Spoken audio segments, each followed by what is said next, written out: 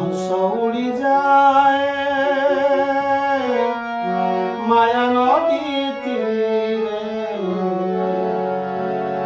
हंस उड़ी जाए माया नदी तीरे हंसुली झराए लुह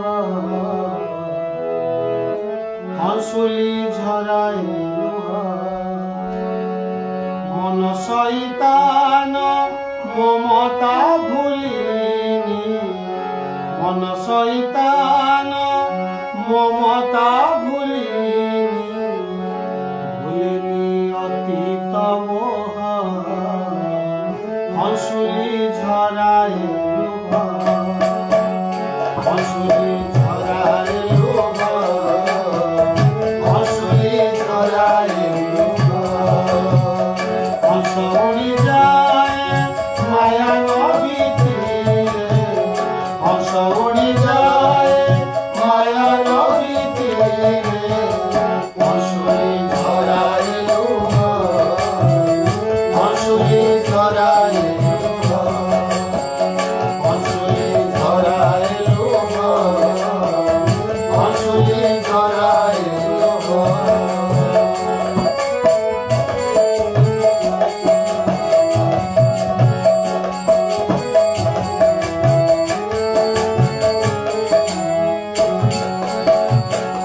उड़ी जाए पारा नदी से गहरा उड़ी जाए पारा नदी से गहरा नायिका कहारे नायिका कहारे भय घुमुरुछि बसी ओलट वृक्षरे घुमुरुछि बसी ओलट वृक्षरे हजिछि का प्राण स्नेह हजिछि का प्राण स्नेह हंसुली झराए लुह हंसुली झराए लुह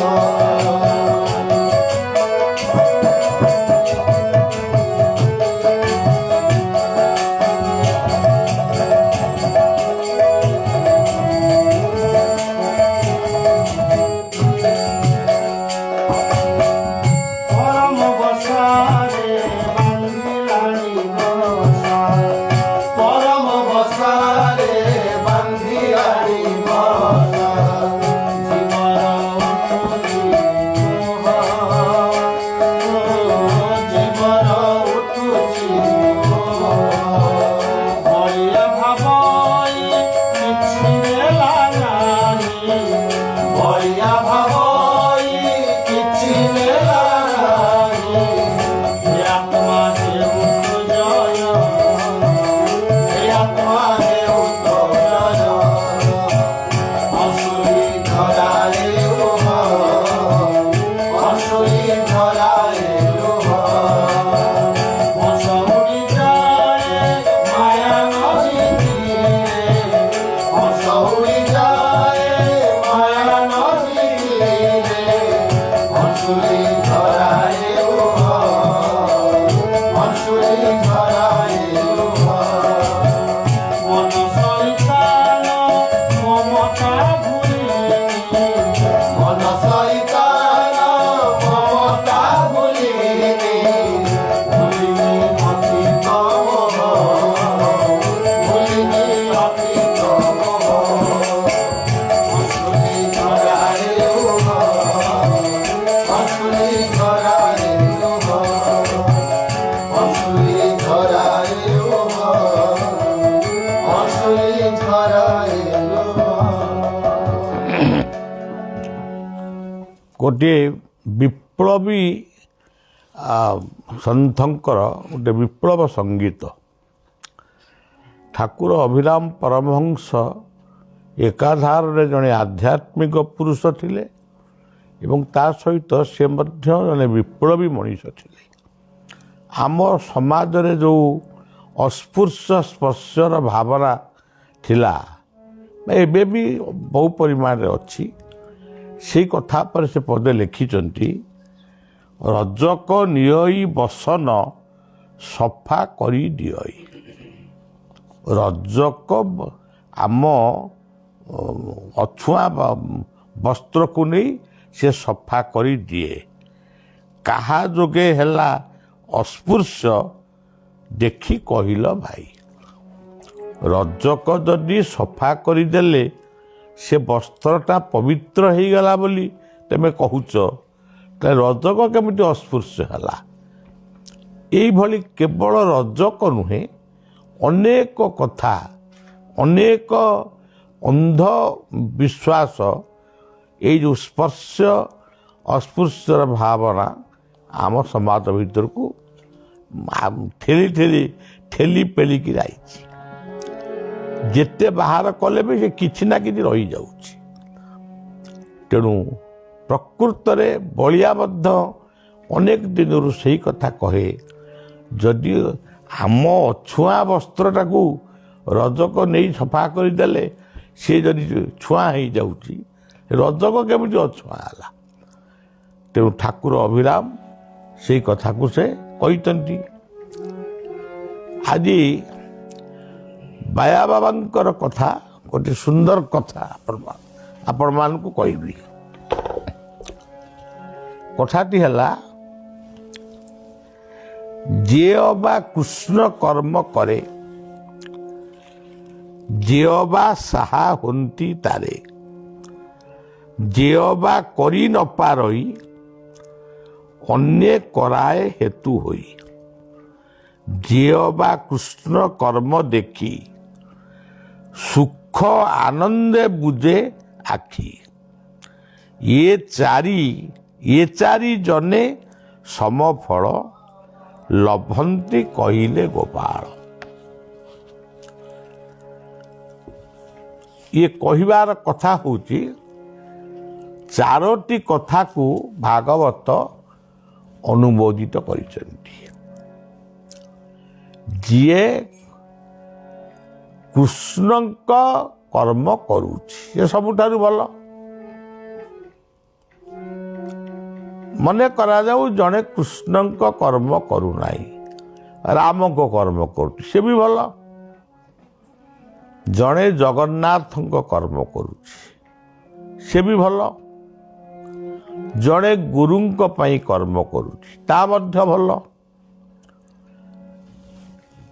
ଜଣେ ଯଦି କେହି କୃଷ୍ଣ, ଜଗନ୍ନାଥ, ରାମ, ଗୁରୁ ଏସବୁ କାମ ନ କରି ପରର ଉପକାର କରୁଛି ବା ଭଲ କାମ କରୁଛି, ବହୁତ ବଢ଼ିଆ କାମ କରୁଛି, ସେ ହେଉଛି ପ୍ରକୃତରେ ଭଲ। କୃଷ୍ଣଙ୍କ କର୍ମ କରିବା ଯାହା ପରର ଉପକାର ପାଇଁ ବା ପରର ମଙ୍ଗଳ ପାଇଁ ଯଦି ଆମେ କର୍ମ କରିବା, ତାହେଲେ ତାହା ସବୁଠାରୁ ଭଲ। ଯଦି କରି ନପାରିବ, ଧରାଯାଉ ତମେ ଭଲ କାମ କରିପାରୁନା, ତୁମ ମନରେ ଇଚ୍ଛା ଅଛି ଭଲ କାମ ମୁଁ କରନ୍ତି କିନ୍ତୁ କରିପାରୁନା, ଯଦି କରି ନପାରିବ, ତାହେଲେ ଅନ୍ୟ ଯଦି କେହି ଜଣେ ସେମିତିଆ ଭଲ କାମ କରୁଛି, ସେ ଭଲ କାମରେ ଟିକେ ସହଯୋଗ କର। ସେ ଅର୍ଥରେ ହଉ, ଶ୍ରମରେ ହଉ ବା ସମୟରେ ହଉ, ତାହେଲେ ସେ ମଧ୍ୟ ଗୋଟେ ମହାନ ପୁଣ୍ୟ ହବ। ଯଦି ଜଣେ ଭଲ କାମ କରୁଛି, ତୁମେ ତାକୁ ସହଯୋଗ କର। ଅନେକ ଲୋକ ଅଛନ୍ତି କିଛି କରନ୍ତି ନାହିଁ କିନ୍ତୁ ଅନ୍ୟକୁ ନିରୁତ୍ସାହିତ କରନ୍ତି, ହେ ଏଗୁଡ଼ା କି କାମ, ଏଗୁଡ଼ା କି କାମ। ଏଇ ଯେଉଁ ଭାବନା ସବୁ ରହିଛି ମଣିଷ ଭିତରେ, ମାନେ ପୁରାପୁରି ଭର୍ତ୍ତି ହେଇକି ରହିଛି। ଏଗୁଡ଼ାକ ହେଉଛି ସବୁଠାରୁ ବାଜେ କଥା ବା ମନ୍ଦ କଥା। ନିଜେ ପରର ଉପକାର କର, ତାହା ହିଁ କୃଷ୍ଣଙ୍କର କର୍ମ। ଯଦି ତୁମେ ନ କରିପାରୁଛ, ଯଦି କେହି କରୁଛି ତାକୁ ସାହାଯ୍ୟ କର। ଆଚ୍ଛା, ତାପରେ କହିଲେ ଏହା ଗୋଟିଏ ପ୍ରକାର କୃଷ୍ଣ ସେବା। ଆଉ ଗୋଟିଏ ପ୍ରକାର ହେଉଛି ନିଜେ କରିପାରିବ ନାହିଁ, ଅନ୍ୟ ଦ୍ୱାରା ଯଦି କରେଇ ପାରିଲ। ସେ ଲେଖିଛନ୍ତି ବ୍ରାହ୍ମଣ ଦ୍ୱାରା କୃଷ୍ଣଙ୍କ ପୂଜା କରିବ।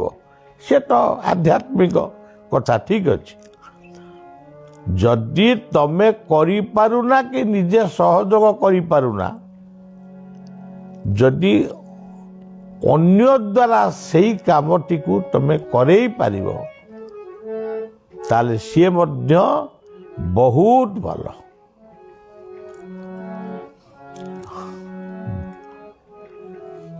ଯଦି ଏ ସବୁ କଥା ନ ହେଇପାରିଲା, ଅନ୍ୟ ଦ୍ୱାରା ବି କାମ କରେଇ ସେ ପାରୁନି, ତାର ସାମର୍ଥ୍ୟ ନାହିଁ। ଜଣେ ଭଲ କାମ କରିଛି, ତାକୁ ଯଦି ମୁଖରେ ଉତ୍ସାହିତ କରିବ, ବହୁତ ଖୁସି ହବ, ଯାଉ ତୁ ଗୋଟେ ଭଲ କାମ କଲୁ, ଗୋଟେ ଲୋକଙ୍କ ପାଇଁ ଭଲ କାମ କଲୁ, ଭଗବାନ ତୋର ମଙ୍ଗଳ କରନ୍ତୁ। ଯଦି ଏଇଭଳିଆ କଥା କହି ଯଦି ଅନ୍ୟକୁ ଉତ୍ସାହିତ କରିବ, ତାହେଲେ ତାହା ମଧ୍ୟ କୃଷ୍ଣ ବା ଗୁରୁ ବା ଜଗନ୍ନାଥ ବା ଅନନ୍ତଙ୍କ କାମ କଲା ଭଳି ଲାଗିବ, ବା ସେଇ ଫଳ ତମେ ପାଇବ। ପ୍ରଥମଟି ହେଲା ନିଜେ ଭଲ କାମ କର। କରି ନ ପାରିଲେ ଭଲ କାମ କରୁଥିବା ଲୋକକୁ ସାହାଯ୍ୟ କର। ଯଦି ତାହା ନ କରିପାରିବ, ତାହେଲେ ଅନ୍ୟ ଦ୍ୱାରା ସେଇ କାର୍ଯ୍ୟକୁ କରାଅ। ଯଦି ଏହା ନହେଲା, ସେ କାମକୁ କରୁଥିବା ଲୋକକୁ ଖୁସି ବା ତମେ ତା କାମରେ ଖୁସି ହେଇ ତାକୁ ଉତ୍ସାହିତ କର। ସମାଜରେ ଏହି ପ୍ରକାର 4ଟି କର୍ମ ଯେଉଁମାନେ କରୁଛନ୍ତି, ଏଥିରେ କଷ୍ଟ କିଛି ନାହିଁ, କିନ୍ତୁ ଭଲ କାମ କରିବା ପାଇଁ ଲୋକଙ୍କର ମନୋବୃତ୍ତି ନାହିଁ। ଯେମିତି ଆମେ କହୁଛୁ ରାମ ରାମ, କୃଷ୍ଣ କୃଷ୍ଣ ଆମେ କହୁଛୁ, କିନ୍ତୁ ପ୍ରକୃତରେ ରାମ ରାମ ରାମ କହୁଅଛୁ ମୁଖେ, ରାମଙ୍କ ଆଦର୍ଶ ନାହିଁ। ମନେ କରାଯାଉ ଆମେ କହୁଛୁ ଜଗନ୍ନାଥ ଜୟ ଜଗନ୍ନାଥ ଜୟ ଜଗନ୍ନାଥ, ଏମିତି କହୁଛୁ।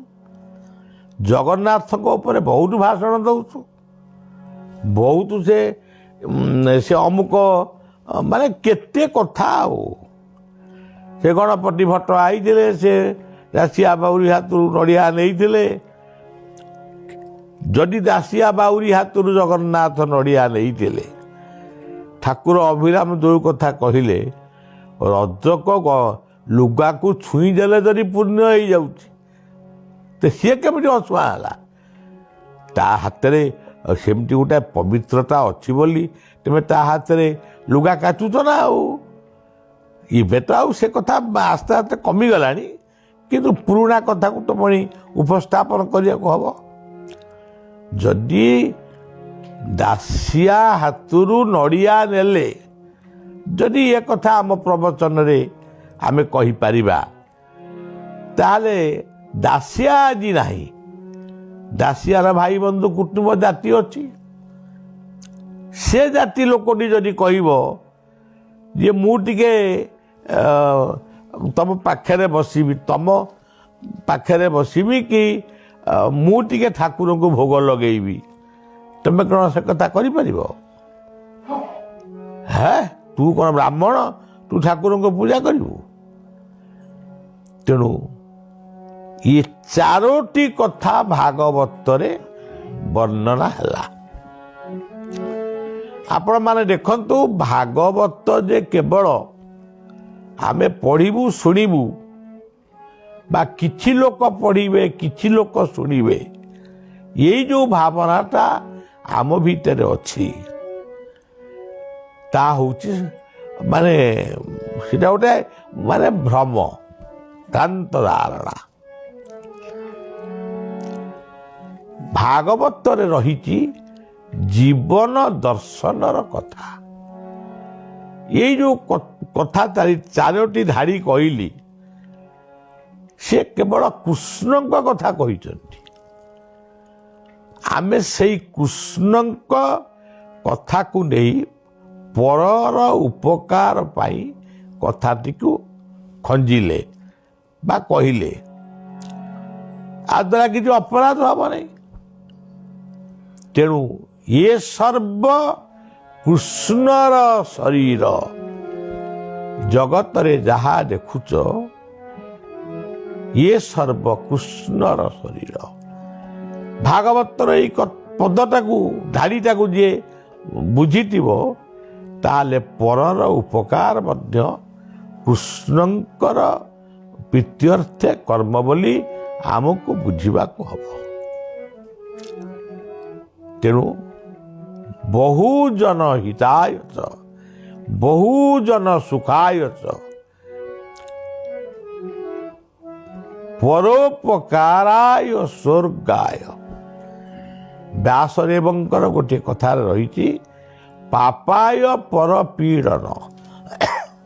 ପାପ ହେଉଛି ପରକୁ ପୀଡ଼ା ଦେବା ହେଉଛି ପାପ, ଅନ୍ୟକୁ କଷ୍ଟ ଦେବା ହେଉଛି ପାପ। କିନ୍ତୁ ପୁଣ୍ୟ କ'ଣ? ପରୋପକାରାୟ ସ୍ୱର୍ଗାୟ।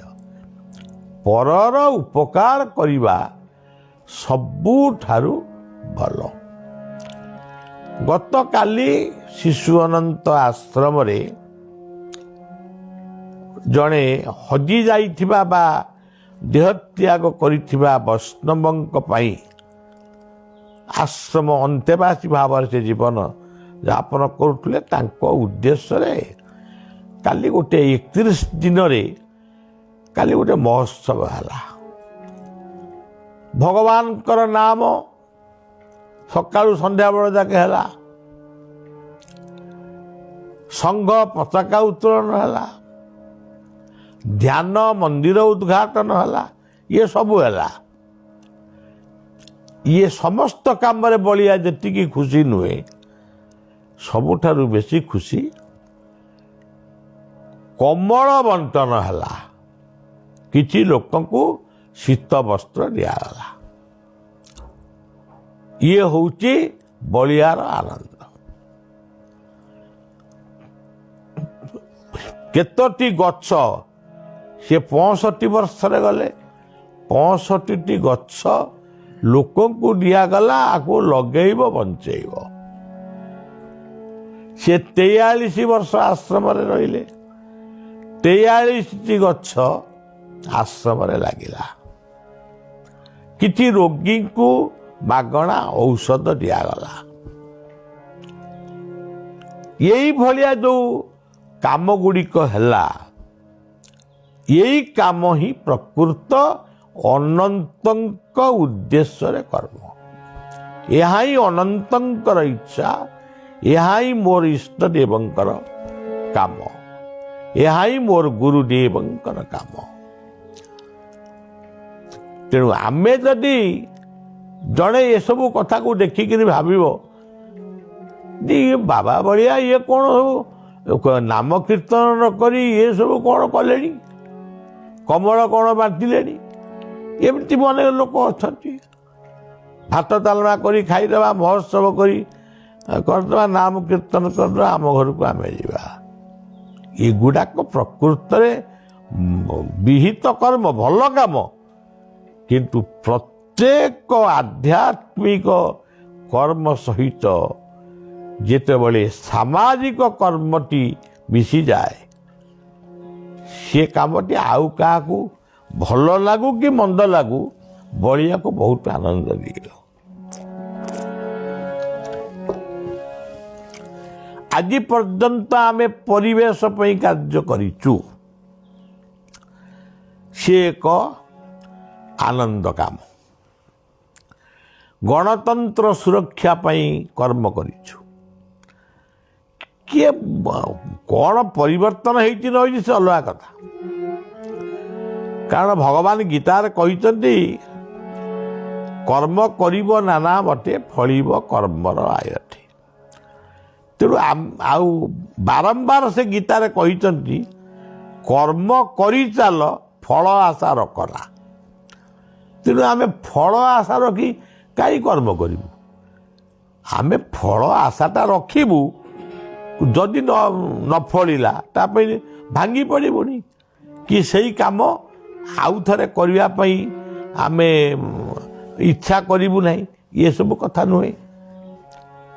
ଫଳ ନ ଫଳିଲେ ମଧ୍ୟ ଚାଷୀ ଏବେ ଦେଖନ୍ତୁ ଗୋଟେ ଦୁର୍ଭାଗ୍ୟ ଆମ ଚାଷୀ ଭାଇମାନଙ୍କର, ସୁନ୍ଦର କିଆରୀରେ ସୁନ୍ଦର ଧାନ ହେଇଥିଲା, ଚଷା ଭାଇ ହସୁଥିଲା। ତା ଦୁଃଖ କ'ଣ? ତାର ଦୁଃଖ ହେଉଛି ବାରମ୍ବାର ପ୍ରାକୃତିକ ବିପର୍ଯ୍ୟୟ, ତୋଫାନ ବର୍ଷା ଆସି ଅନେକ ଧାନରେ ମାନେ ପାଣି ଏମିତି ରହିଯାଇଛି ସେ ଧାନ ଗୁଡ଼ିକ ଗଜା ହେଇଯାଉଛି। ତୁ ଚାଷୀ ପୁଅ ମୁଣ୍ଡରେ ହାତ ଦେଇ ବସିବା କଥା। ତେଣୁ କାହାକୁ ଦୋଷ ଦେବ? ଚାଷୀ କାହାକୁ ଦୋଷ ଦେବ?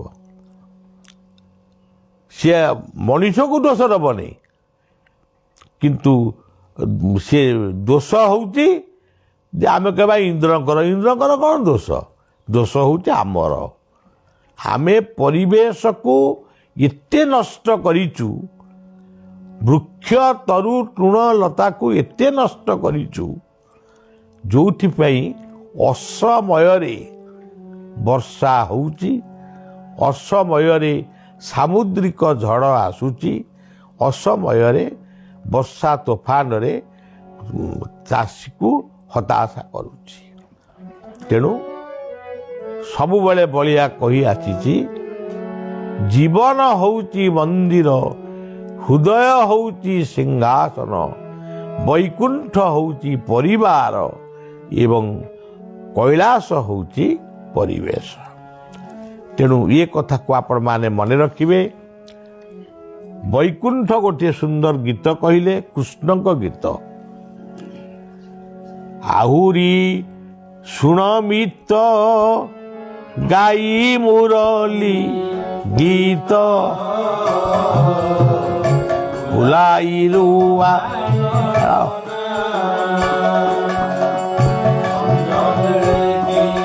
ଖଞ୍ଜେ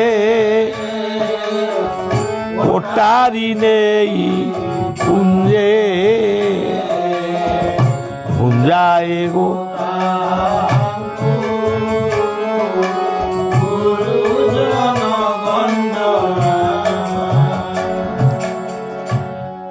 ये गीत टी जी शुणव कहे गोपी माने बोधे जमुना को जाऊले, कृष्ण टाक टाणी टारिक कुंज को नहीं गला।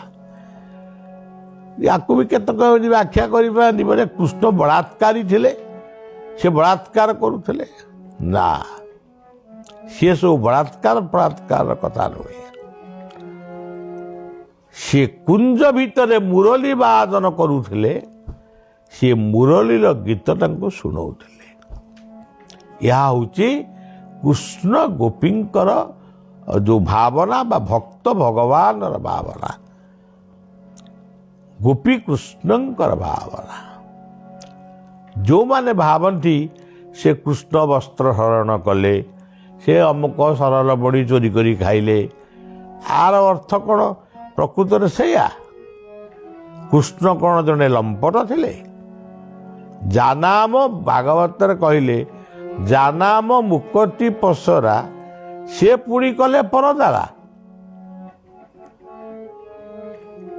तेबे जदि तुम कहूच तापर भी से कहले, अग्नि जेसने सर्व खाई विचारे दोष गुण नहीं।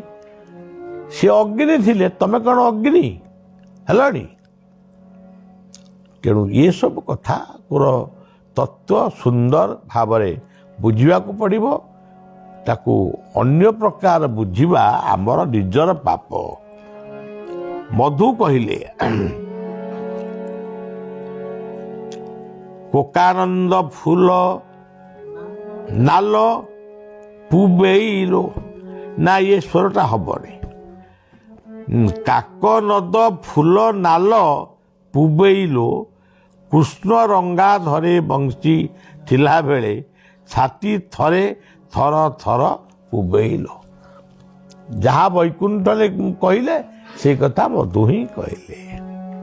କୃଷ୍ଣଙ୍କର ପବିତ୍ର ମୁରଲୀ ନାଦଟି କିପରି, ତାହା କିପରି ତା ବାଦନ ହେଲେ ମଣିଷର ଗୋପୀମାନଙ୍କ ହୃଦୟ କିଭଳି ଥର ଥର ହୁଏ, ସେ ଉଚ୍ଛନ୍ନ ହୁଅନି।